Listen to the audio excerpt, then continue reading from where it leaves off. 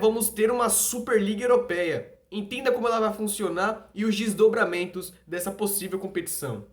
O fato é que a Superliga Europeia tudo indica que vai acontecer. 12 clubes se reuniram para fazer uma competição onde a disputa seja maior, onde vai ter mais confrontos diretos, onde teremos com mais frequência um Barça e PSG, um Barça e Bayern de Munique, um Real e Chelsea, um Real e Bayern, enfim, teremos mais confrontos diretos. Eu vou te explicar o funcionamento dessa competição e o porquê os clubes estão entrando em confronto com a UEFA para que essa competição exista. Porque de fato é um confronto entre os principais clubes do mundo contra a UEFA. E é porque eles querem simplesmente contradizer a UEFA, é porque eles querem simplesmente criar uma nova competição, porque querem desenjoar um pouco da Liga dos Campeões. Não, é por dinheiro. É porque simplesmente vai pagar mais. Está se falando num fundo de alguns investidores, enfim, de algumas marcas que estão patrocinando essa Superliga, que estaria disponibilizando 3,5 bilhões de euros para que esses clubes distribuam entre si e possam diminuir o agravamento da pandemia em relação ao impacto financeiro nesses clubes, ou seja, eles ganhariam uma boa quantia. E tem veículos de informação europeus dizendo que o campeão receberá cerca de 400 milhões de euros e a diferença é gritante para o que ganha atualmente o campeão da Liga dos Campeões, que ele ganha 19 milhões de euros, ou seja, uma diferença aí enorme, uma diferença assim muito grande e pode ser que aconteça essa competição e é o desejo dos clubes. Inclusive já tem veículos dando conta de que os 12 clubes, que eu já vou dizer para vocês quem são, assinaram um acordo de 23 anos com esta competição Superliga Europeia. Meus amigos, o futebol tá mudando. Quem são esses 12? Seis são da Inglaterra, o famoso Big Six, Manchester City, Liverpool, Chelsea, Arsenal, Tottenham e Liverpool, se não me falha a memória. Esses seis os principais times ingleses. Três da Espanha, estamos falando de Barcelona, Real Madrid e Atlético de Madrid. Estamos falando também dos três da Itália, Juventus, Internacional e Milan. E aí faltam três para completar os 15 principais times que vão ficar fixos nessa liga, que vocês já vão entender. São 20 times no total nessa Superliga, 15 serão fixos, ou seja, eles não vão, por exemplo, se classificar para lá, eles já vão estar classificados. 12 que já são esses que eu falei para vocês, da Espanha, da Inglaterra e da Itália, e os três seriam Borussia Dortmund, Bayern de Munique e o PSG. Só que os três, eles negaram participação. Esses três, eles foram contra a criação da Superliga Europeia, inclusive a Federação Alemã, o Bayern e o Borussia já comunicaram oficialmente, já deram a sua resposta oficialmente de que são contra a criação da Superliga Europeia, porque por alguns aspectos que você já deve ter visto algumas análises de que é uma lógica capitalista, onde os grandes querem ficar mais grandes, os pequenos vão ser prejudicados, porque eu já te conto, porque os times tendo mais datas, como eu disse para vocês no começo do vídeo, tendo mais jogos para disputar nesta competição, onde teremos jogos mais difíceis, confrontos mais aguardados, Bayern e Borussia, Barça e Real, Barça e City, jogos mais disputados, os pequenos serão prejudicados porque eles simplesmente não serão vistos. Não teremos um Barça e Osasuna, por exemplo, no Campeonato Espanhol, com o time todo do Barcelona.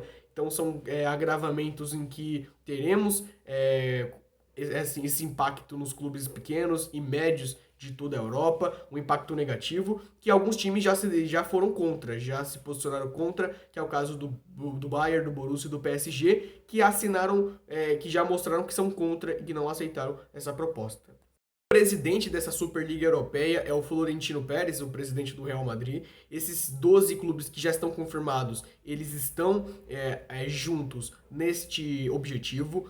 Faltam mais 3 para completar os 15. Os outros 5 que estão faltando para completar os 20, que vão disputar a Superliga Europeia, eles vão ser escolhidos por uma qualificação técnica que ainda não foi decidida qual será. Se vai ser algum time de Portugal, se vai ser algum time da Holanda, enfim, isso será decidido ainda. E teremos aí nada mais nada menos como que vai funcionar. Teremos os 18 jogos da fase de grupos, serão dois grupos com 10 times, teremos 18 rodadas e depois 2 jogos de oitavas, quartas, semi, jogo único na final, ou seja, teremos muitos confrontos. A ideia é proporcionar para o público um futebol mais vistoso. Em vez de por exemplo, ter o jogo entre Real Madrid e Slavia, teremos Real Madrid e PSG, Real Madrid e Juventus. Às vezes dá uma esquecida nos times que vão participar. Porque realmente, assim, agora a opinião, né? Esse é o que tinha de informação. É realmente uma loucura pensar nisso, né? De que muitos times estão se fechando num clubinho, estão se fechando dentro de uma cápsula e os outros times que procurem outra maneira de ganhar o dinheiro, porque muito do futebol se fala do esportivo, mas também tem muita questão financeira, né? De como as equipes vão se beneficiar de alguma forma. Porque estamos falando de uma Atalanta, de um Leipzig, que estão que chegaram nas últimas quartas de finais de Champions e que não vão estar nesse grupinho fechado. Estamos falando de uma Ajax, sensação nos últimos anos da Champions, que sequer foi lembrado nessa Superliga. Times médios e para pequenos que também vão ser influenciados negativamente nas suas ligas europeias. Uma Juventus e Sassuolo, por exemplo, o Juventus vai preferir poupar na sua liga para jogar com mais vigor, os seus jogadores estarem bem para disputarem a Superliga. Enfim, até as ligas nacionais já se posicionaram contra, tanto a Liga da Inglaterra quanto a da Espanha, da Itália, da França, da Alemanha, se posicionaram contra a criação dessa liga, que é importante sim valorizar as ligas nacionais. E agora um ponto importante sobre os desdobramentos e possíveis punições. A própria FIFA e a UEFA em conjunto, elas já endossaram, elas já disseram que são contra a criação dessa Superliga, ou seja, punições são previstas. Por exemplo, a mais comentada foi a possibilidade dos jogadores que disputarem a Superliga não jogarem a Copa do Mundo de 2022 e os times que vão disputar a Superliga já mostraram que não estão muito aí com essa situação, não estão impactados. Por exemplo, o Florentino Pérez, numa entrevista, disse, ou numa notícia que foi veiculada, de que eles não estariam se importando caso os jogadores não pudessem jogar Copa, melhor do que eles estivessem sem disputar, que estariam bem fisicamente para jogar mais a Superliga ainda, ou seja, olha a loucura disso. A Champions League e a Copa do Mundo deixariam de ser aqueles atrativos, porque só nessa brincadeira, nessa próxima Copa, nós não teríamos Messi, Cristiano Ronaldo, nós não teríamos Neuer, enfim, muitos craques que estão envolvidos nessa Superliga Europeia. É uma pena de que isso realmente aconteça, de que a lógica capitalista seja ainda mais vista nesse futebol, seja ainda mais promovida, e os times pequenos e médios estão vendo simplesmente tudo acontecer e não pode mudar nada. Para finalizar o vídeo, quero te contar que vai ter uma reunião, calma, que não vai ser uma bagunça, simplesmente uma revolução, simplesmente rebeldia. Vai ter uma reunião entre a UEFA, a FIFA e esses clubes, para eles fazerem de uma maneira mais correta, para ver se a UEFA e a FIFA vão ceder em algumas coisas, vão punir. Tem informações de que a UEFA já está buscando punir as equipes que assinaram esse acordo nessa atual Liga dos Campeões, tirando Chelsea, City e o Real Madrid dessa Liga dos Campeões, ou seja, só sobraria o PSG, que não aceitou assinar com a Superliga. Então o PSG ficaria sendo o único time das semifinais dessa atual Liga dos Campeões que não seria punido, portanto, decidido o campeão provavelmente. O PSG seria campeão da Liga dos Campeões sem nem jogar as semifinais. Isso pode acontecer, tá? Enfim, eu sei que é uma bagunça para todo mundo, é difícil pensar nisso, porque para mim também foi. Esse domingo nós fomos bombardeados, né? O futebol foi bombardeado com essas notícias, mas aos poucos a gente vai tentando entender os imbrólios. Vai ter essa reunião, como eu disse para vocês, entre UEFA, FIFA e esses 12 clubes.